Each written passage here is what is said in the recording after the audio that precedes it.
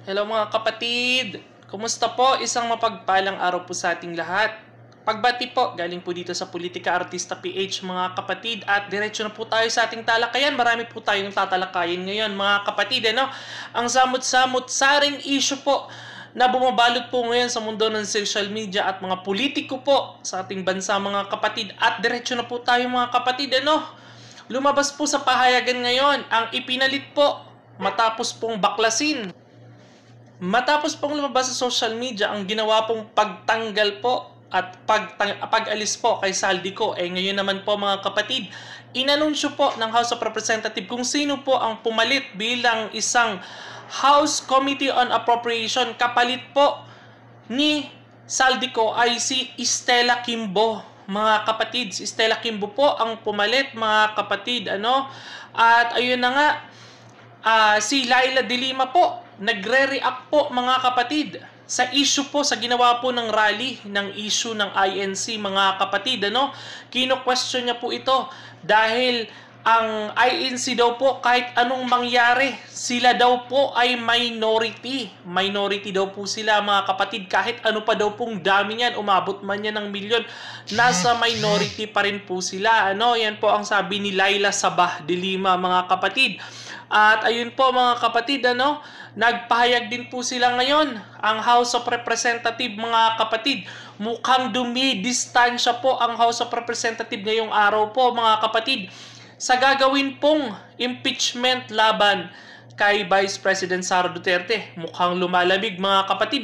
Yan po ang sabi ni Benny Abante mga kapatid. Dahil nga po, malapit na ang eleksyon at walang-wala na po talaga silang time mga kapatid. Okay, magsimula na tayo. Simulaan muna natin dito kay Stella Kimbo mga kapatid. Lumabas po ngayong araw mga kapatid, ang pinalit po kay Saldico ay si Stella Kimbo. Si Stella Kimbo po ang pumalit. Ayan po ang alam natin. Siya po ang pumalit bilang chairperson ng House Committee on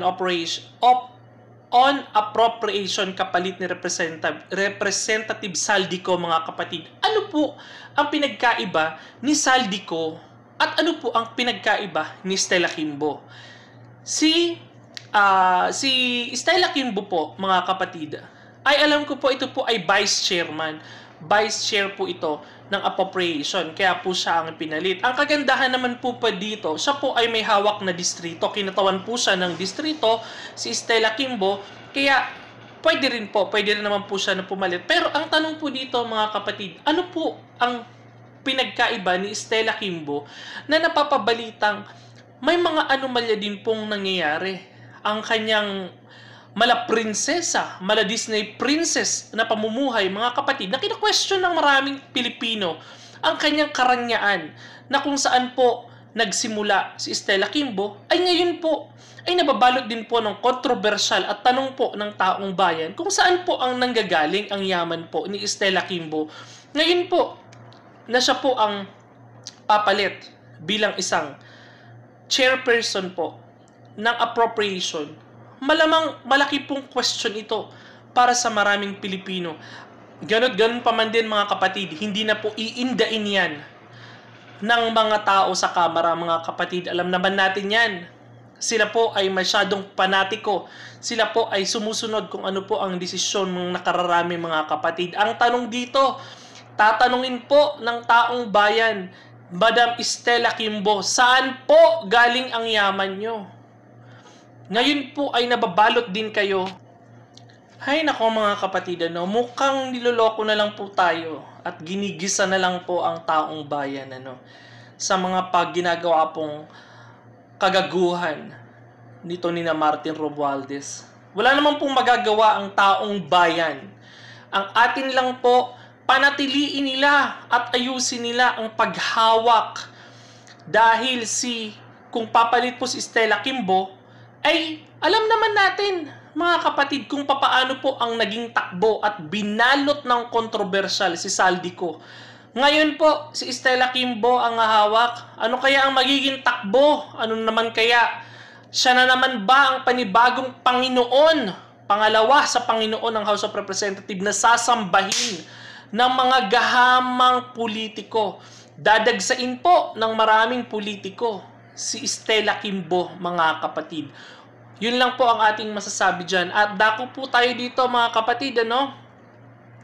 Ito pong si Laila de Lima, mga kapatid, na binatikos po ng binatikos ang INC. At ito po ang sabi niya sa kanya, this INC rally is supporting a minority position and no one matter how massive the crowd will be, it's still a minority position is minority. Ito po masasabi natin dyan, Madam Laila de Lima Saba. Ikaw nung panahon ni Pangulong Rodrigo Duterte, di ba? Nasa minority ka rin. Nung panahon na hindi pa nananalo si Bongbong Marcos, nasa minority ka rin.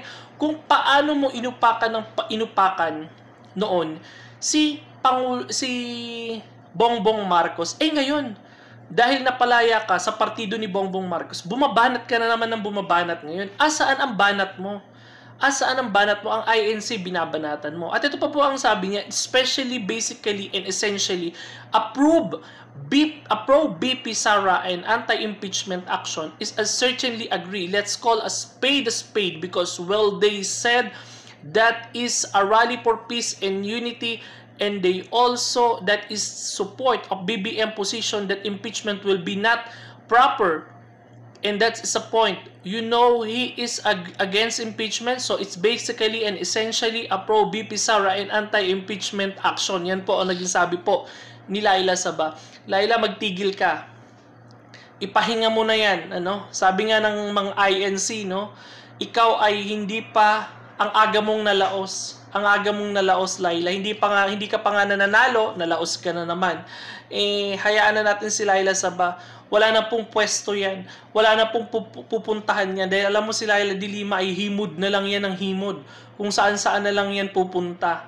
Makasipsip lang. Alam naman natin, ganun ang gagawin niyang mga yan. Nung panahon ni Pangulong Duterte, hindi nakapwesto yan. Kaya alam naman natin at isa siya sa napatunayan na may ginagawang katarantaduhan. Kaya yan nakulong. Tapos ngayon, bumabanat siya ng bumabanat sa INC dahil feeling niya kinakampihan ng INC si Vice President Sara Duterte. At anuman po ang tingin natin dyan, pro or anti man po yan mga kapatid, ang dapat pong intindihan at unawain ng taong bayan, ang pagkakaisa para po maitaguyod ng maayos ang pagpapalakad ng Marcos administration, kung saan nakikita po natin ang inilatag po ng INC ng mga problemang kinaharap ng bansang Pilipinas, ang mga problemang walang solusyon at katugunan po sa Marcos administration ay makatotohanan po lahat mga kapatid. Yan po ang totoong nangyari dyan mga kapatid. Wala na po tayong magagawa dyan. Sumipsip man po sila ng sumipsip ay wala na po tayong magagawa dyan mga kapatid. Basahin po natin ang naging pahayag po ni Plapchik. Ito ay kaugnay po sa pagtanggal po kay Saldico mga kapatid. Nung nakaraan at napalitan po ngayon ni Stella Kimbo. Basahin po natin dahil po nababalot po ng controversial din ito. Si Stella Kimbo, ang mga natuklasang problema po ni Bernadette, sino tong Bernadette Herrera noong mga panahon po nung siya po ay nagpunta sa Marikina mga kapatid. Basahin po natin. This is very sad reality. Yesterday, you kick out Saldico of the chairman of the Appropriation Committee who is no corrupt Ali of Tambaluslos. And today, you announce a replacement promoting the equal, vicious corrupt Solon from Marikina, Stella Kimbo as a new chairman. Wala na ba kayong ibang talent and finance savvy member? Wala na ba kayong ibang talented and finance savvy member dyan sa Kongreso that you have to replace a crocodile with another crocodile? The nation is tired of selling the same old face, the same level of corruption. Legislator who allies is never to the motherland, but tie to tamba. Yan yung sinasabi natin mga kapatid. Pare-parehas lang po sila. Yung pinalit, kurakot. Yung pinalit din, kurakot. Yung tinanggal, kurakot. Yung pinalit, kurakot din, mga kapatid. Ano po ang mangyayari sa bansang Pilipinas, mga kapatid, kung ang mga ganitong klaseng politiko na naghaharing uri at patuloy na binababoy at nilalapastangan po ang pondo at pera ng taong bayan, mga kapatid? Ipagpatuloy po natin, can you find a better alternative to give more credence to the House of Congress for a chance? May we know you didn't appoint Kong Bernadette Herrera for the post. She is a professional learner, legislator who is a good finance management, who is the Congress short talents now. Ganyan ba ka-low grade ang mga nagsisilbi sa 19 Congress at walang mapagpilian? Enough of appointing now sitting members like Teacher Estela Kimbo, who we know as a deeply corrupt-hearted, minded, body and soul, mambabatas. What a shame to the 19th Congress. You bring the country nothing but mess and misery for your type of governance, mga kapatid. Galing po yan kay Flack Chick, mga kapatid. Ang ganda po ng sinabi niya rito, mga kapatid. Ayun sinasabi natin, ano? Hindi po nila pwedeng ilagay dyan si Miss Bernadette Herrera, mga kapatid, dahil alam naman po natin, ito po ay nasa oposisyon at hindi po papayag si Tambaluslos na manaig ang mga oposisyon pagdating sa ganyan. Papayagan niya yan. Yan sina Franz Castro, yung mga umaatake kay Vice President Sara Duterte, payag si Tamba dyan, pero yung ganyan na siya ang hawak, malabo yun, mga kapatid, ano?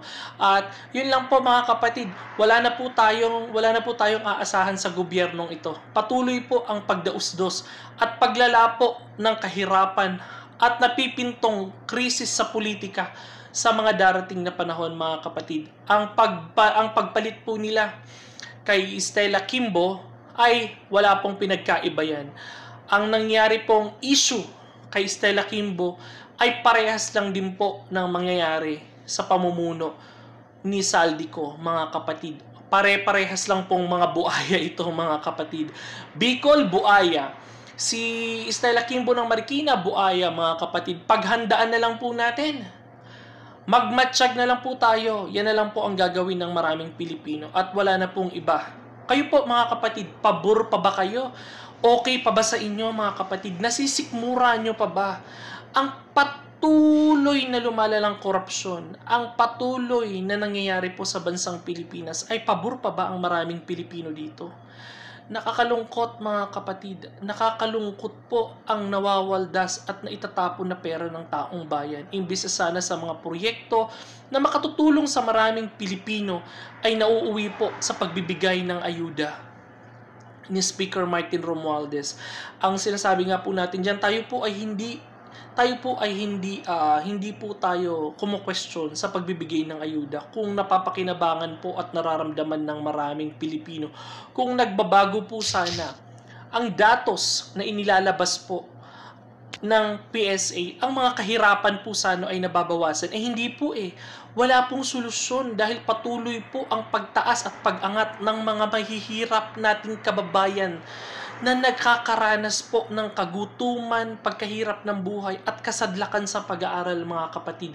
Yan po sana ang nabibigyang diin ng gobyerno at napagtutuunan. Hindi po ang pagkatake sa mga kalaban nila sa politiko.